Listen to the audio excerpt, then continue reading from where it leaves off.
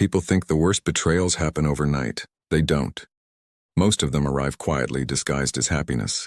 Looking back now, I realize every warning sign was right in front of me. I was simply too content to notice. At 35, I had built the kind of life my family dreamed of. I managed a successful commercial property company in the Detroit area, working alongside my father, who had spent decades turning business into something respected across the city. Success mattered, but in our home it was never the first priority. Family always came first. Our weekends revolved around long Sunday dinners. My mother insisted everyone showed up, no excuses. My uncle had a talent for arriving uninvited, but somehow always at the perfect moment. And our dining table was usually louder than most sporting events. That's just how we loved each other. Then I met Claire. She walked into a charity gala wearing effortless confidence, but it wasn't her appearance that caught me off guard. It was how naturally she connected with everyone around her, especially my family.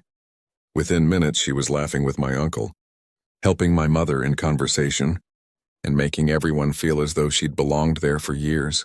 For someone like me who rarely rushed into relationships, it was unexpected how quickly everything clicked. A year later, I was convinced I'd found the woman I wanted beside me forever. The proposal was easy. Her answer came before I could finish asking. I thought life had finally settled into place. What I didn't realize was that while I was planning a future built on trust, someone else was carefully protecting a past they never wanted me to uncover. And the first crack in that perfect picture appeared with a single, innocent question asked around my family's dinner table. Sometimes the smallest question creates the biggest crack. It wasn't an accusation. It wasn't even asked with bad intentions. But once the words were spoken, there was no putting them back where they came from. For the first year of our relationship, everything felt effortless. Claire blended into my family's traditions as though she'd grown up with us. By the second month, she was joining our Sunday dinners. By the fifth, my mother had already started saving recipes she wanted to teach her. Even my outspoken Uncle Frank, who usually found something to criticize about everyone, openly admitted that she'd fit into our family better than most relatives by blood. Watching everyone embrace her made me believe I'd made the right choice. There was only one part of Claire's life that never seemed to come into focus. Whenever conversations drifted toward her childhood or her relatives, she answered politely but briefly, "My parents and I don't really speak anymore." The explanation never changed. She described them as controlling, emotionally exhausting, and impossible to have a healthy relationship with. She said cutting ties had been the hardest decision she'd ever made, but also the healthiest. I believed every word. Not because I had proof, but because nothing about Claire ever suggested she was hiding anything. Then one Sunday evening, while we were gathered around my parents' dining table, Uncle Frank casually looked across at her. "So, will anyone from your side be coming to the wedding?" The room fell silent. Claire smiled, but this time it looked practiced instead of natural. "I don't have anyone," she answered softly. No one pressed her. Dinner continued, conversation shifted, and eventually everyone laughed again. But later that night, as I helped my father clear the dishes, he quietly handed me another plate. "I trust your judgment," he said. Then he looked at me for a long moment. "But before you promise your life to someone, make sure you know where they're really coming from." I laughed it off. At least I tried to. Driving home that night, I kept telling myself my father was simply being protective. Deep down, though, one question had already begun turning into a suspicion I couldn't quite ignore. Funny how fear can convince you to prepare for the wrong battle. For nearly a week after that dinner, I couldn't shake my father's words. I kept replaying them in my head, but not because I doubted Claire. I was worried about something entirely different. I convinced myself that if I ever met her parents, they'd probably see me as someone beneath their expectations. Claire carried herself with effortless sophistication. Her career in corporate marketing surrounded her with executives, luxury events, and people who seemed to speak a language of status I never cared to learn. Her apartment looked like it belonged in a design magazine, and her friends always seemed polished to perfection. Compared to that world, my loud Greek family probably looked overwhelming. So when an opportunity unexpectedly presented itself, curiosity got the better of me. A routine stack of paperwork landed on my desk one Friday afternoon. Since Claire had recently moved into one of the downtown properties managed by my company, a few legal documents needed updating before the wedding. As I glanced through the forms, one detail caught my attention. The last name wasn't the one she'd always used. Instead of the elegant surname everyone knew, the documents listed Melissa Bennett. At first I assumed it was a maiden name she simply didn't use professionally, but something about it stayed with me.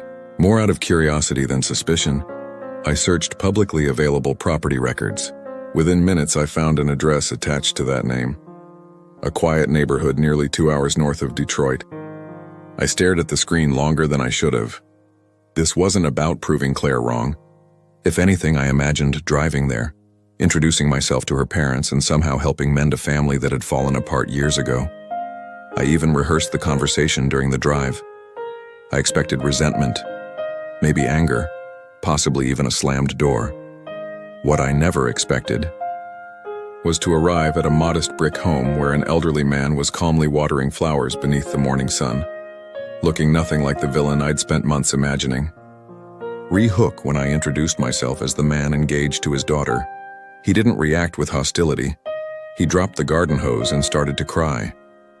Some people fake anger, some fake kindness, but it's almost impossible to fake genuine relief.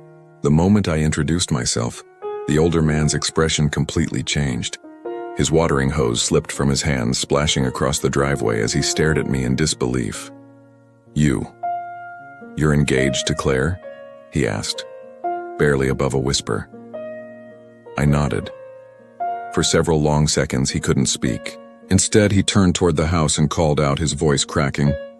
"Margaret, you need to come outside." A woman hurried onto the porch, wiping her hands on a kitchen towel. The second she looked at me, confusion spread across her face. Then she heard my name. Neither of them looked angry. Neither of them looked defensive. They looked like two people who had spent years waiting for news they had almost given up hoping for. Within minutes, I found myself sitting at their kitchen table with a mug of coffee I hadn't expected to drink. The house was simple but warm. Family photographs covered nearly every wall. There were childhood portraits, graduation pictures, birthday celebrations, and holiday gatherings. In almost every frame, Claire was smiling beside the same two people now sitting across from me. Nothing about the home matched the painful image she'd painted. As we talked, they answered every question patiently. Her father had spent decades working for the Postal Service before retiring. Her mother had worked at a local elementary school. Neither spoke bitterly about their daughter. In fact, they seemed careful not to. Eventually, Margaret quietly stood, walked to a small cabinet, and returned holding a stack of unopened birthday cards. Every envelope had been returned, unopened. Everyone was addressed to Claire. She gently placed them on the table between us. "We never stopped trying," she said softly. "We just stopped hearing back." I looked down at the faded envelopes, trying to make sense of everything I'd believed over the last 14 months. For the first time since meeting Claire, I wasn't wondering what had happened to her family. I was wondering what really happened to her. Then Margaret reached into the pile and pulled out one final envelope. "This," she whispered, "is the letter that changed everything." The most convincing lies don't collapse because someone discovers the truth. They collapse because the liar eventually forgets which version of the story they've already told. Margaret slid the final envelope toward me. Unlike the others, it wasn't a birthday card. It was a handwritten letter. "I wrote this after Claire blocked our numbers," she said quietly. I thought if she wouldn't answer the phone, maybe she'd read something from her mother. She gave a faint smile that disappeared almost immediately. The letter came back unopened. I turned the envelope over in my hands. The post office had stamped it with "Return to Sender," and beneath the red ink was an address that made my stomach tighten.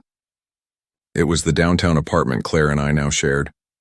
She had never even opened it. No argument, no response, no explanation. She had simply sent it back. An uncomfortable silence settled over the kitchen. Thomas finally leaned back in his chair. "We've spent 2 years wondering if she was safe," he admitted. "Not once did we stop loving her. We just stopped knowing how to reach her." There wasn't bitterness in his voice, only exhaustion. Before I could respond, my phone vibrated on the table. A message from Claire. I glanced at the screen. "Babe, amazing news. My parents finally reached out. Most people think exposing a lie requires courage. It doesn't. More often, it requires patience." The drive back to Detroit felt longer than the trip north. I replayed every conversation I'd ever had with Claire. searching for the moment where reality had quietly separated from the story she'd been telling me. When I finally pulled into the underground parking garage, I stayed in my car for nearly 10 minutes. I could have walked upstairs, held up my phone, and demanded an explanation. Instead, I remembered something my father used to say whenever we negotiated a difficult business deal. The first person to react usually gives away the advantage. Let the other side finish talking. By the time I stepped into our apartment, my decision was made. I wasn't going to accuse her, not yet. Claire looked up from the couch with the same warm smile that had made me fall in love with her. "There you are," she said. "How did the property inspection go?" "It went well," I replied, setting my keys on the counter. "Long day?" "Long enough." She stood, wrapped her arms around me, and asked if I wanted to order dinner. Her voice was calm. Her expression never wavered. If I hadn't spent the morning sitting across from her parents, I would have believed every word she spoke. That night, after she fell asleep, I stayed awake staring at the ceiling. I stopped thinking like a fiancé. I started thinking like an investigator. Facts, not feelings. What did I actually know? I knew Claire had hidden her real surname. I knew her parents weren't the cruel people she'd described. I knew she had rejected every attempt they made to reconnect. And now I knew she'd lied to me that very morning about speaking to them. But one question bothered me more than all the others. If her real parents weren't coming to meet me, then who exactly was she planning to introduce as them? I didn't have to wait long for the answer. Over the next few days, one unfamiliar name kept appearing in our conversations. And eventually I realized it wasn't being mentioned by accident. A lie doesn't stay alive on its own. Sooner or later, it needs other people to help carry it. Once I stopped accepting everything at face value, I noticed details I'd ignored for months. Claire had started mentioning one particular couple almost every day. Sometimes it was casual. "Robert thinks our project will wrap up ahead of schedule." Other times she'd mention a dinner, a charity event, or advice she'd received from Catherine. The names surfaced so naturally that I never questioned them. Now I couldn't stop noticing. It felt less like conversation and more like preparation, as if she wanted those names to become familiar before I met them. One afternoon, curiosity got the better of me. During a break at the office, I searched for Robert online. Within seconds, his company profile appeared. Richard Collins, a senior executive at a respected financial firm in downtown Detroit. Beside him in several charity photos was his wife, Catherine, well known in local fundraising circles. They looked polished, successful, and comfortable in the kind of social circles Claire admired. The more I looked, the clearer everything became. These weren't lifelong family friends. They weren't distant relatives. They were influential people whose reputation could easily support the image Claire had built for herself. A few days later, my phone buzzed with a calendar reminder she'd added to our shared schedule. Saturday, lunch with Mom/Dad. Beneath it was a note. "I can't wait for you to finally meet them. This means so much to me." I stared at the screen. I thought about Thomas carefully watering flowers outside his modest home. I thought about Margaret placing unopened birthday cards on the kitchen table. Then I looked back at the reminder. There was only one explanation left.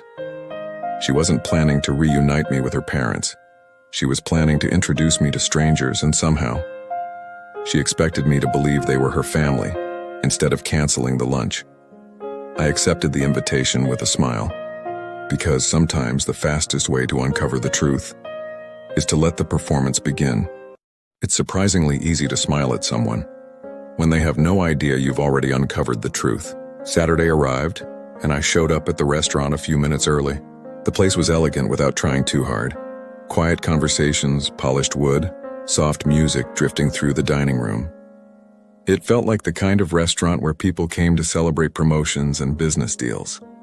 I chose a seat facing the entrance. A few moments later, Claire walked through the door. She looked genuinely excited. Walking beside her was a distinguished man in a tailored navy suit, and on his other side was a well-dressed woman wearing a warm, practiced smile. As they approached, Claire slipped her arm through mine. "I've been waiting for this day," she whispered. Then she turned toward the couple. "Ethan, I'd like you to meet my parents." For a fraction of a second, nobody spoke. The man extended his hand first. "I'm Robert." His wife smiled. "And I'm Catherine. We've heard wonderful things about you." I shook their hands politely. So have I. We settled into our seats, and almost immediately the performance began. Claire effortlessly told stories from her childhood that conveniently included Robert and Catherine. They added details where they could, though every now and then there was the slightest hesitation before answering, as if they were trying to remember a script instead of a memory. It wasn't obvious. Most people would never have noticed. But once you've seen the truth, even tiny inconsistencies become impossible to ignore. I simply listened. I laughed at the appropriate moments. I asked thoughtful questions. Not because I believed any of it, because I wanted to understand how far everyone at that table was willing to go. As lunch came to an end, I leaned back with an easy smile. My family has one tradition before every wedding, I said. We always host an engagement dinner where both families meet. I looked directly at Robert and Catherine. We'd be honored if you joined us next Saturday. The couple exchanged a quick glance, then Robert smiled. We'd be delighted. Claire squeezed my hand beneath the table. She thought everything was going exactly as she'd planned. She didn't realize that the guest list for that dinner included 2 people she never expected to see again. Revenge isn't always loud. Sometimes it's nothing more than giving someone exactly what they asked for. When lunch ended, Claire was happier than I'd seen her in weeks. The moment we stepped outside the restaurant, she slipped her hand into mine and smiled. "Thank you," she said. "You have no idea how much today meant to me." I looked at her and smiled back. "I'm glad." It wasn't a lie. The lunch had answered every question I still had. Now I knew exactly what came next. Over the following week, I moved carefully. I didn't argue with Claire. I didn't ask difficult questions. I didn't even hint that I knew the truth. Instead, I focused on preparing for the engagement dinner. My parents offered to host it at one of our favorite family restaurants, a place filled with warm lighting, homemade food, and the kind of atmosphere where strangers quickly felt like family. When I called Thomas, he answered before the first ring had finished. "Ethan," he said warmly, "how are you?" "I'm putting together an engagement dinner," I replied, "and I'd like you and Margaret to be there." The line went completely silent. After several long seconds, Thomas finally spoke. "I don't think that's a good idea." Margaret's voice sounded faintly in the background. "We don't want to embarrass her." "You won't," I assured them. "I'm not asking you to make a scene. I'm asking you to take your rightful seats." Another long pause followed. Finally, Thomas sighed.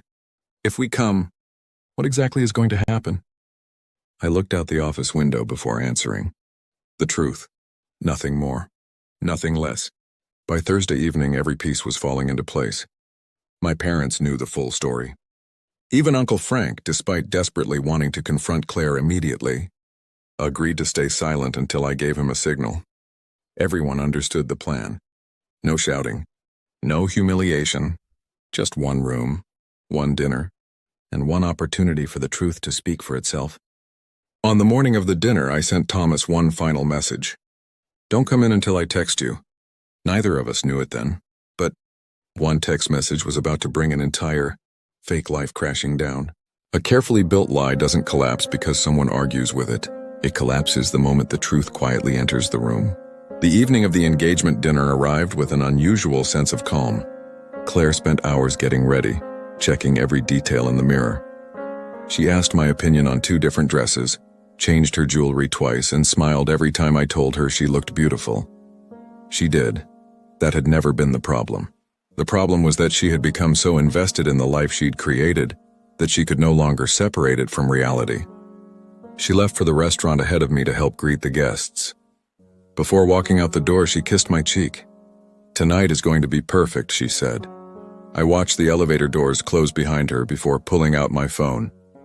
I sent a single text to Thomas. "We're ready. Wait for my signal." 20 minutes later, I arrived at the restaurant. My parents had transformed the private dining room into something warm and welcoming. Candles flickered across white tablecloths. Family photos decorated a small welcome table, and the smell of fresh bread and roasted garlic filled the room. Everyone greeted each other naturally. Robert and Catherine arrived shortly after, dressed elegantly and completely unaware of what was about to unfold. They chatted comfortably with my parents. Claire looked radiant. Watching her laugh with everyone almost made me question whether I should go through with it. Almost. Dinner passed peacefully. Stories were shared. Glasses were raised. If someone had walked into the room halfway through the meal, they would have believed they were watching two happy families celebrating an upcoming wedding. Then dessert plates were cleared away. I slowly stood, lifting my glass.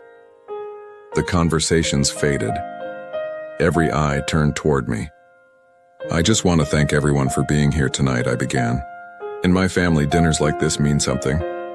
We believe that before two people marry, everyone deserves to know exactly who they're welcoming into their lives. The room fell silent. I slipped my phone from my pocket beneath the table. One word, now. A few seconds later, the private dining room door slowly opened. Standing in the doorway were Thomas and Margaret. The color drained from Claire's face. And in that single moment, she realized her story had finally run out of places to hide. The loudest moment of the night was the silence. No one spoke as Thomas and Margaret stepped into the dining room. Thomas wore a neatly pressed navy blazer that had clearly seen many important occasions. Margaret followed beside him, clutching a small handbag with both hands, her composure held together by determination alone. Every conversation stopped. Every fork rested against a plate. I wasn't watching the guests. I was watching Claire. The confidence she'd carried all evening vanished in seconds. Her smile disappeared. The color drained from her face and the wine glass in her hand trembled just enough for me to notice. "Ethan," she whispered. I gently reached over and took the glass before it slipped from her fingers. Then I looked at her. "I went to visit them," I said calmly, 3 weeks ago. Her eyes widened. "I wanted to surprise you. I thought maybe I could help heal your family before our wedding." Nobody interrupted. "I met your father while he was watering flowers outside his house. Your mother welcomed me inside. They showed me photographs from your childhood, graduation pictures, birthdays, family vacations." I paused. Things aren't written with shouting. Sometimes they're written with quiet decisions that can never be taken back. No one moved. The room remained frozen as I reached into my jacket and slowly placed the engagement ring on the white tablecloth between Claire and me. There was no dramatic gesture, no anger, no raised voice. I simply looked at the woman I thought I knew. "When I asked you to marry me," I said quietly, "I believed I knew your heart. I believed honesty mattered to you as much as it matters to my family." I glanced toward Thomas and Margaret. I wasn't looking for perfect parents. I wasn't looking for wealthy parents. I wasn't even looking for parents who had always agreed with you. I was looking for the truth. Claire finally found her voice. "Ethan, please let me explain." I shook my head. "I gave you dozens of opportunities to tell me yourself. I waited. I listened. And every time you choose another lie." Tears rolled down her face, but for the first time, they couldn't change what everyone in the room had already witnessed. Robert slowly stood from his chair. He looked at Claire with genuine sadness. "I wish you had trusted us enough to tell us the truth," he said softly. Catherine walked over to Thomas and Margaret. "I'm so sorry," she whispered. "We had no idea." Margaret managed a small smile. "We know." There was no bitterness in her voice, only relief that the pretending was finally over. I picked up the simple floral centerpiece from the middle of the table and carried it across the room. Stopping in front of Margaret, I offered it to her. "You should have been welcomed into this family from the beginning." She accepted the flowers with trembling hands before quietly breaking into tears. Thomas wrapped an arm around his wife, while my father stepped forward and offered him a firm handshake. "My name is Michael," he said. "I wish we'd met under better circumstances." Thomas smiled through watery eyes. "So do I." As our families walked out together, I looked back one last time. Claire remained seated exactly where I'd left her. Not surrounded by enemies, not abandoned because of one mistake, but finally confronted by the weight of every choice she'd made to become someone she thought the world would accept. That night I didn't lose the woman I planned to marry. I lost an illusion. And strange as it sounds, walking away from that restaurant felt lighter than walking into it. Because some people spend years protecting a lie, but the truth only needs one honest moment to set everything back where it belongs. If this story touched you or made you think, take a moment to like this video. It really helps the channel reach more people. Have you ever discovered a truth that changed everything? Share your thoughts or your own experience in the comments below. And if you enjoy emotional stories about relationships, family, betrayal, and life-changing moments, don't forget to subscribe and turn on notifications so you never miss the next story.